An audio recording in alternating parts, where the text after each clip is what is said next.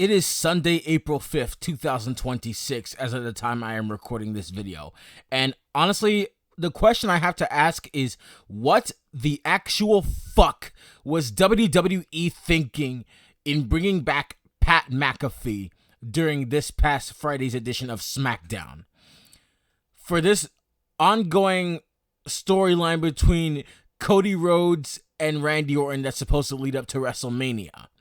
Now, if this is not an egregious example of creative bankruptcy, then I really don't know what the fuck is.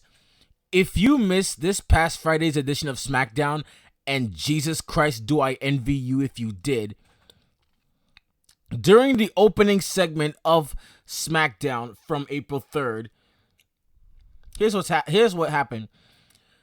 So, for context, Cody Rhodes got attacked by a former ally in Randy Orton 3 weeks ago on SmackDown. And Orton has made it abundantly clear that his mission is to become a 15-time WWE champion. And he says he's doing this for himself, not for the fans. He made that abundantly clear in his hometown crowd at the Enterprise Center in St. Louis, Missouri on Friday. Cody Rhodes came out, wasted no time, and then both Cody Rhodes and Randy Orton started beating the actual fucking shit out of each other. They started duking it out, and then out of nowhere, McAfee came out of nowhere like a fucking RKO from Randy Orton. He how do I say this? Pat McAfee made an unexpected and unwanted return to turn heel, and then kicked Cody Rhodes right in the nuts. Oh my god. Right, there we go. No more kids for Cody. and then shortly afterwards, Pat McAfee went on a whole fucking tirade. He started off by insulting the city of St. Louis, by insulting the city's sports teams, saying stuff like, oh my god, it gets kind of funny when you think about it, but at the same time, it's just dumb. He said, and I quote, "The Rams left town, the Blues aren't going to make the playoffs, and the Cardinals are ass." Hate to tell you this, dude, but I actually have a friend who lives in St. Louis. And no, I'm not talking about Duncan Burden. Fuck that guy. I actually have a friend who lives in St. Louis, and he went to attend the NXT Stand and Deliver event yesterday. And he shared pictures with me and my friends, and oh my god, I was really happy for him. But that's not the point. We're talking about this past Friday's edition of SmackDown.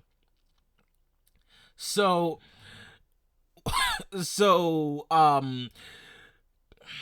Pat McAfee went on this whole tirade. He went on to paint himself as a quote unquote crusader for the supposed quote forgotten fan, and then starts talking about fan quote unquote fans from the Attitude Era and the Ruthless Aggression Era. Honestly, I think fans from both eras are really fucking annoying, because they like to complain and bitch and whine about modern day WWE having stupid and goofy storylines while being dumb enough to not realize that even their favorite eras too had wacky, zany, and goofy storylines. I mean, look at the Attitude Era. You had a whole bunch of fucking sex jokes and unnecessary violence, which I kind of live for because I love extreme violence, and cursing. I mean, don't get me wrong, I love edgy TV, but you can't have edgy TV without compelling storylines. If you have one without the other, it's just complete nonsense. But yeah, same thing kind of applies for the Ruthless Aggression Era too. Both the Ruthless Aggression Era and the Attitude Era had crazy and stupid and goofy storylines too. So why the fuck are you complaining when WWE does it now? Either be consistent or keep your mouth shut. So, apparently all of this was supposedly at the advice of Orton. The same Randy Orton who said he was doing all this for himself. yet he's getting hired help in Pat McAfee for this whole thing. So, like, during that promo, Pat McAfee questioned why WrestleMania tickets were still available while despite Randy Orton being on the card, and then immediately turning his attention to Cody Rhodes, citing a record low SmackDown rating. Yeah, I remember that promo. He said, quote, SmackDown, fresh off the worst rated episode of all time. Hate to tell you this, but the exact episode you spoke this promo in now holds that record in distinction. It now holds that record in distinction. It now holds the title for being the worst rated episode of SmackDown of all time. Because I actually looked at the reviews, and the episode of SmackDown recently gained so much of an overwhelmingly negative reception from fans. So much so that, yes, this did become the lowest rated episode of SmackDown of all time, with an average score of 0.54 out of 10. That settles it. This year's edition of WrestleMania is gonna suck. It's gonna suck hard. Because, I was actually invested in the storylines, especially storylines like Obafemi versus Brock Lesnar. I can't wait to see which one that is. Oh, and Roman Reigns versus CM Punk.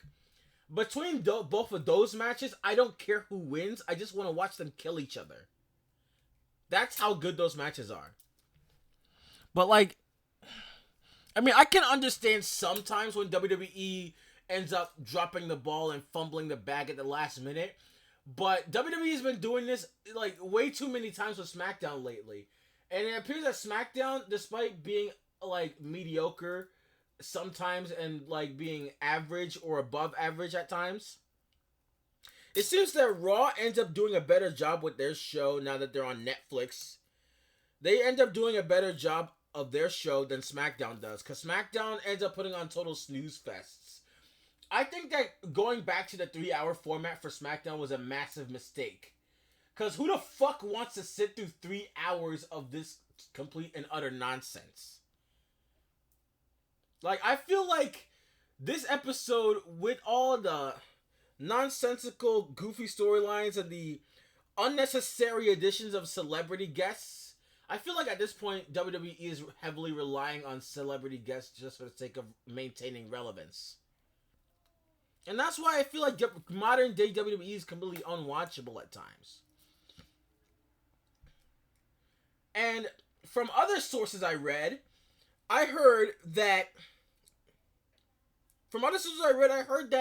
the addition of Pat McAfee wasn't a decision by Triple H. It was actually a decision that came directly from WWE's parent company, TKO, and their CEO, Ari Emanuel. It's very clear that the corporate overlords who are running WWE and UFC have absolutely no fucking idea what the fans want to see in a wrestling product, or have any sort of intricate knowledge of the sport itself. And I think in retrospect, WWE's acquisition by Endeavor and TKO was a massive mistake. And then during that promo, back to what we were talking about, Pat McAfee also called Cody Rhodes a, quote, puppet champion who represents, quote, everything we hate. I'm sorry, who is we? Pat McAfee, you do not speak for us. You do not speak for us, and you do not represent us. Because I think you are a fucking annoying and insufferable piece of shit who has no business anywhere in the world of sports, let alone professional wrestling. I think barstool culture has completely ruined modern day sports. And Pat McAfee is a living, breathing, walking, talking example of that. So, at first, during this promo, fans were split. They had mixed reactions. Some people cheered, and some people booed, and some people were just completely baffled and confused. But by the end of the segment, nearly everyone in attendance in St. Louis, and everyone watching at home or wherever else they were watching, they were all booing. And then when this promo got uploaded on WWE's YouTube channel, They got absolutely fucking massacred in the like to dislike ratio. It has more dislikes than likes, and honestly, I can actually see why. I can actually see why. It's very clear that WWE is creatively bankrupt. I feel like they wanted to like push the storyline further, but this was just a wrong way of going at it. And I feel like the unwanted return and addition of Pat McAfee, I feel like his unwanted insertion into the storyline was pretty much a last minute decision. And I hate it when corporate has to meddle into the affairs of the subsidiaries. And I'm talking about TKO getting involved in the road to WrestleMania, especially the storylines that are yet to come. Yeah, I feel like when they decided to bring in Pat McAfee, I felt like they were running empty on creative ideas and they had 5 minutes left to come up with a good idea to insert into the storyline. I feel like Pat McAfee's insertion into the storyline was basically the equivalent of writing an essay an hour before it's due and it ends up coming out looking like total shit. I mean, it sucks. It sucks because I actually used to like Pat McAfee. But then I realized how completely insufferable he is. Like, I mean, there's character derailment, and then there's whatever the fuck happened to him. And then later in the night, Cody Rhodes comes out in response to Pat McAfee's promo. He actually made a reference to NWO, and in 1996 during that promo. Like, if you have to understand, like, you had to have been watching WCW or have any intricate knowledge of WCW to understand this promo. So, basically, when he was talking about Randy Orton's Mystery Man being Pat McAfee, Cody Rhodes said, and I quote, "That's like if Scott Hall and Kevin Nash talked about the third man in the NWO, and instead of Hulk Hogan, it was Disco Inferno." I actually got that. I actually understood that reference because I have been watching wrestling for 11 years and counting, and I've done extensive research on the product, so I kind of know what I'm talking about here.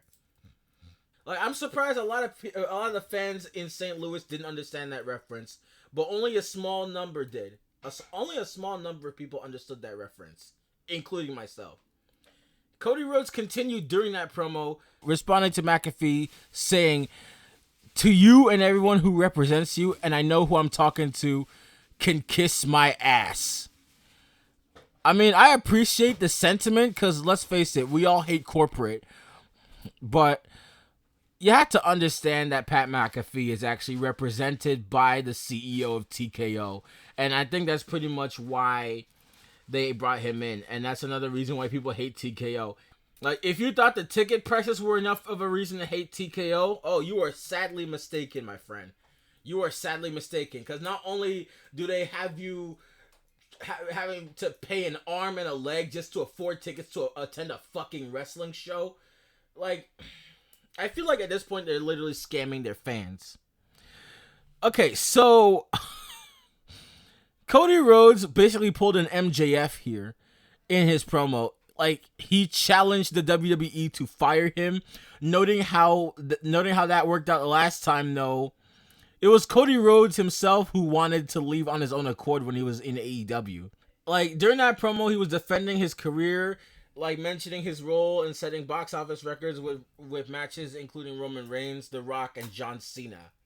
Like, I don't even know what to say about that promo because I heard Cody Rhodes saying that he was questioning whether he knew how to be a bad guy or still knew how to be a bad guy, talking about his kids and his dream job. Honestly, I'm waiting for Homelander Cody to come out. I'm hoping we'll see a Cody Rhodes heel turn at WrestleMania. That's something I'd really like to see. It gets better the only saving grace for these promos is the fact that both the promos from Cody Rhodes and Pat McAfee were completely unscripted. Neither of them were scripted, but it doesn't change the fact that no one wanted Pat McAfee to return, and it doesn't excuse it. It doesn't excuse it at all. And there's no way that you could ever try to make that right, because the damage is already done. Not to mention, I think Pat McAfee's energy, or supposed energy rather, it feels completely forced. All of his reaction and commentary in which he provides nothing of value, importance, or merit is completely forced. It is just incredibly cringy to listen to. And I think they should keep Pat McAfee as far away from commentary as possible. Now, here's what I will say about the opening segment. I don't know why Stephanie McMahon smacked Cody Rhodes in the face on Raw last week when he said, quote, "I'm not like my father, but you're not like yours either." Honestly, that should be a compliment given to all the shit Vince McMahon did. Honestly, she should take that as a compliment. Why? Because why would you want to be like your dad? I mean, granted, I'll give your dad credit for being the reason why WWE exists and why wrestling has become a global phenomenon, but that still doesn't excuse any of the shit he's done. I'll give him credit for the contributions he brought to wrestling, but not any of the actions, the morally reprehensible actions that he's done both behind the scenes and on screen. Honestly, yeah, I don't know what to say. So, I don't know, I think I've been talking too much about the Pat McAfee storyline. Another moment during Smackdown that made me want to change the channel and I think was just generally insufferable was that segment between Trick Williams and Lil Yachty, and then Carmelo Hayes and Sami Zayn. Honestly, I really did not like this segment. Like, Trick Williams made too many jokes, and it stopped being funny almost immediately. It wasn't funny the first time, and it still wasn't funny the fucking umpteenth time. Now, I noticed Sami Zayn was getting booed a little bit during that promo due to how he defeated Hayes for the title unexpectedly. But, yeah, I think this promo lasted way too long. And honestly, Lil Yachty is just like Travis Scott at WrestleMania. Both had little to no impact on the respective events or segments and had no reason to be there at all. Lil Yachty had little to no impact on that segment during SmackDown and had no reason to be there at all. But for whatever reason, he was. Because, again, like I stated earlier, WWE is clearly reliant on celebrity guest involvement just to boost ratings and maintain relevance. That's fucking pathetic. That is actually fucking pathetic. And let's not forget last week's episode of SmackDown, where Jelly Roll basically took over the entire show. He had multiple in-ring segments and backstage segments, and even had a fucking debut match, which he won. I'm surprised he actually won that match, despite him not even being a wrestler. He's just a country musician from Nashville, Tennessee. I mean, I don't really listen to his music, but I do love myself some good country music, because, you know, I love America and everything it represents. I just hate the people who are in charge of it right now. But this is not meant to be political. This is about wrestling, and I'm going to keep focusing on wrestling. Either way, this was awful. That was the hardest thing I've ever had to sit through throughout the entire night. One match that was a saving grace for this night was Damian Priest and R-Truth defending the WWE Tag Team titles against the MFTs. And,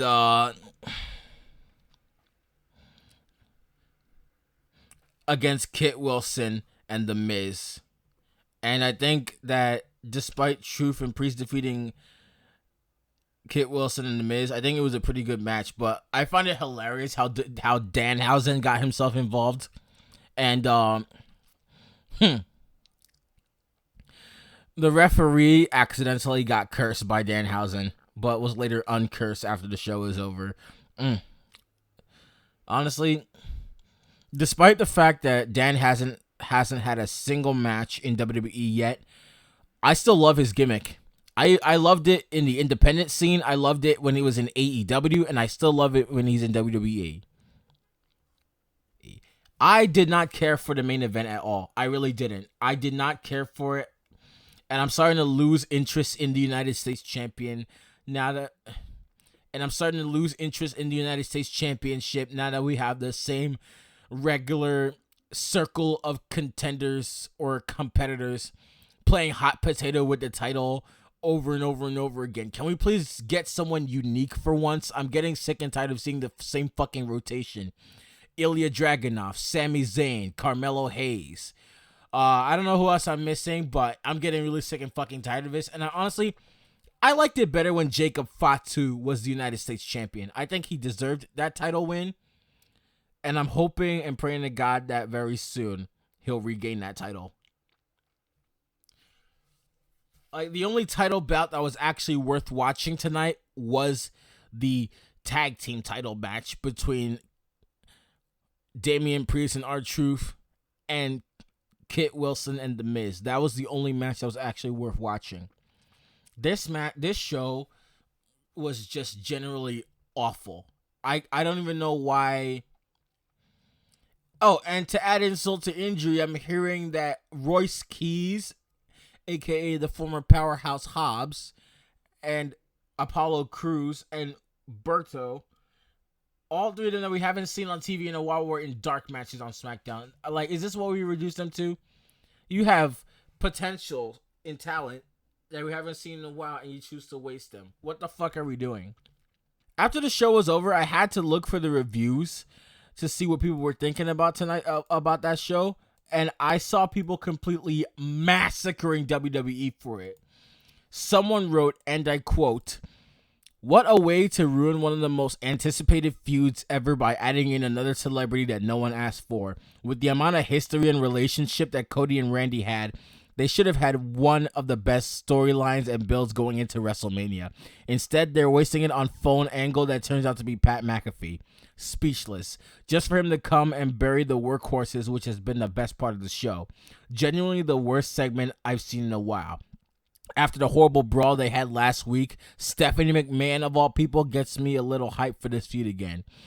Only for it to be then completely killed by Pat. No Julia, Kiana, or Tiffany at all. Why even bother create a championship if you're never going to do anything with it at all? Everything after that opening segment is just mindless wrestling that I don't care about until the main event. And to top it all off, the biggest fuck you from the company. Basically telling the fans that Carmelo will not make it to the Mania card. This show is a fucking disgrace." Someone else wrote, and I quote, "How in the fuck did they manage to produce a worse show than last week's atrocity? Pat McAfee as the mystery caller feels like a Gooker level decision. Even if he smashes it in the role, absolutely no one wanted that to be the reveal. And his promo talking about the ratings and attendance being down and the product sucking, all while true, was horrific. First, burying your own product is clearly a stupid idea. Secondly, the Attitude Era stuff made no sense as Randy Orton wasn't even part of the Attitude Era. Thirdly, it comes across as insanely phony, as McAfee was a clear, quote, modern WWE superfan on TV for years. And lastly, what the hell does Pat suddenly not liking cruiserweight types have to do with Cody? I don't remember a more haphazard, idiotic segment in WWE. There's been more offensive ones, more boring ones, but more stupid in every possible way. I don't know. The Cody and Randy story is so easy to tell, and they've ended up with Jelly Roll, Pat McAfee, and Stephanie McMahon all involved, and Orton just suddenly being, quote, crazy again for seemingly no reason other than Cody egging him on. There was no big moment that led to the total personality change. Crowds just aren't buying it one bit, even away from Orton's hometown. Every single match was either disappointing or flat out shit. The show was overrun by celebrities. Melo lost again in a total downer. Jade and Rhea remain ice cold, and it was way too soon to reunite Io Sky and Rhea Ripley. And somehow they seem to still be continuing this god-awful MFT and Wyatt Six feud, which feel like it's gone on about 100 years. Just so much stupid shit all over the show. I'd rank this in the negatives if I could, because it was worse than last week, inexplicably. And I gave that show a 0. Legitimately one of the worst things I've ever watched. I'm scrolling through these reviews, and honestly, I think that might be the most. I think that might be the review I actually agree with the most. Because how the fuck do you manage to kill your product in record time? Like WWE, I was actually hyped for WrestleMania before. And remember when I told you not to fuck things up on the road to WrestleMania? Congratulations. You did it in record time. I hope you're proud of yourselves. You know, before this, I used to avoid AEW like the plague for 2.5 years. Now, I think I'm ready to give them another chance. At this point, I think I'm ready to take back everything I said about Tony Khan 2 years ago. Yeah, never mind. I still think that he's a pusillanimous coward, but I'm still going to give his product another chance. Because honestly, I don't see myself watching Smackdown in the near future. Maybe Raw, because I watch it every week on Netflix. See, NXT on the CW, I don't really watch it. I mean, because I don't have cable anymore. Same thing with SmackDown. I mean, I watch SmackDown because it's one of the two main flagship shows of WWE. But I think I'm just ready to start strictly focusing on Raw on my schedule, followed by TNA Impact. And if all else fails, I'll just go back to watching AEW again. Because, like, at this point, I only watch, like, 3 shows per week. I watch 3 shows per week on my weekly schedule. But now I think I might be able to fit more. Fucking hell. This entire episode of SmackDown is basically a testament to how much WWE actually gives a fuck about its fans. None. That just goes to show you when it comes to... Also, Drew McIntyre was there. I forgot to tell you this. Drew McIntyre was actually on SmackDown. I'm like, didn't you quit a few weeks ago? Why the fuck are you still here? Like, this just goes to show you that when it comes to creativity and consistency in storytelling, WWE really doesn't give a fuck. And let's face it, in wrestling these days, like, a quality product and consistent storytelling, all of this shit that makes wrestling great, when it comes to WWE, all of that means absolutely nothing. And you are an idiot, my friend, if you believe in it. Because WWE's quality control is completely non-existent. And this is coming from someone who's been watching the product religiously for 11 years and counting. Words fail to express the sheer disappointment I have with this company. I'm fucking done. I'm done. I'm giving WWE one last chance with this. WWE is on thin ice with me. If they end up fucking up WrestleMania this year like they did last year with Travis Scott, I'm done with them for good. I'm switching over to AEW while already maintaining my status with TNA because I'm a loyal TNA diehard. Hell, I might even call myself a TNA supremacist. But yeah, I think I might quit with WWE and focus more on AEW and TNA. Maybe the indies if possible. And one more thing I have to say is that if this is the direction that WWE is going to be taking with TKO and Endeavor in charge, especially with Triple H at the helm, then WWE has officially gone down the shitter. It's already gone down the shitter. It's already gone down the drain. It's traveling through the pipes as we speak. In fact, I am inclined to believe that WWE is reverting to its old ways of how they were back in 2019. 2019 was objectively the worst year in WWE's history with their stupid and goofy storylines, plenty of which actually made the product unbearable to watch. Because remember, WWE made a promise to the fans saying that they would give us what we want to see, claiming that the fans, we are the authority. Remember that infamous promo? Yeah, they lied to us like they always do. Because instead of giving us shit that we actually wanted to see, you shoved Shane McMahon down our fucking throats for like a better half of the year now. You had Chad Gable's name changed to Shorty G. I felt like you were just trying to punish him for whatever reason. I don't know why the fuck you guys did that. And then you had Maria and Kanellis Bennett returning to WWE, but Maria was cucking Mike the entire time, completely emasculating him. Now, what fucking prompted this? Who asked for this? Who asked to see Maria and Mike Bennett, the latter being cucked by the former, on WWE TV? Who asked to see a stupid storyline featuring Lacey Evans? Who asked to see Lacey Evans making appearances just to appear on screen and then like not wrestle, just to appear on screen for a few seconds and then turn away and then walk back off the stage? She did the same thing at WrestleMania 35 when it was taking place at the MetLife Stadium in East Rutherford, New Jersey. I watched that shit live. And that was the same event where Kofi Kingston became WWE champion. My family, my brother, and my dad and I, God rest my dad's soul, by the way. But when we were watching that moment, oh my God, that's gonna live with me for the rest of my life. But like, I'm telling you, no one fucking asked to see Lacey Evans and Baron Corbin and other shit like this. No one asked for these unnecessary heel figures. And I feel like Kevin Owens going on that pipe bomb rant in July on Smackdown Live in 2019, I feel like that was a palate cleanser and a breath of fresh air for all of us. No one asked for this kind of shit. And to add insult to injury, you end the year with Roman Reigns getting fed dog food. Honestly, I can understand why he changed his gimmick. I felt like the big dog gimmick was just incredibly dumb.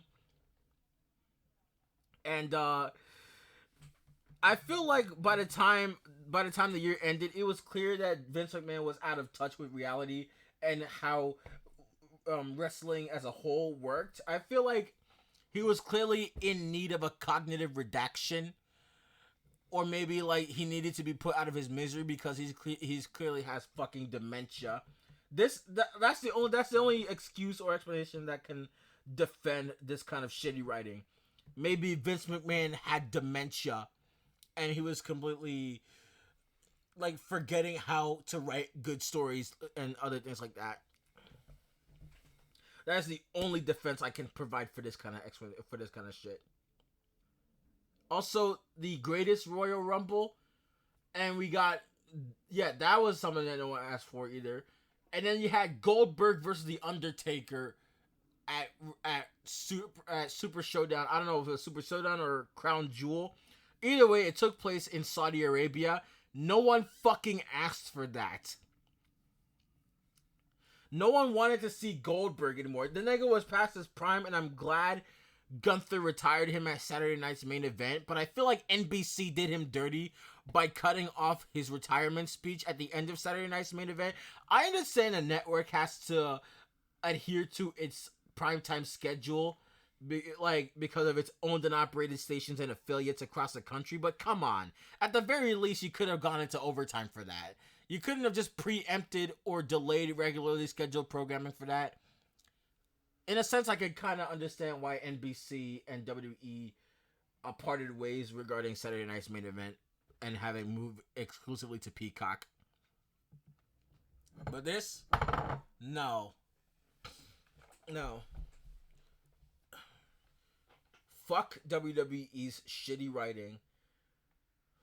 That's all I can say. I can see they're clearly reverting back to their old ways of 2019, and I did not like that at all. I did not. Like, if this is what we're going to be seeing with Triple H and TKO in charge, then consider me no longer a part of it if they end up fucking up WrestleMania. I'm done. And trust me when I say that nobody watching ever wanted that.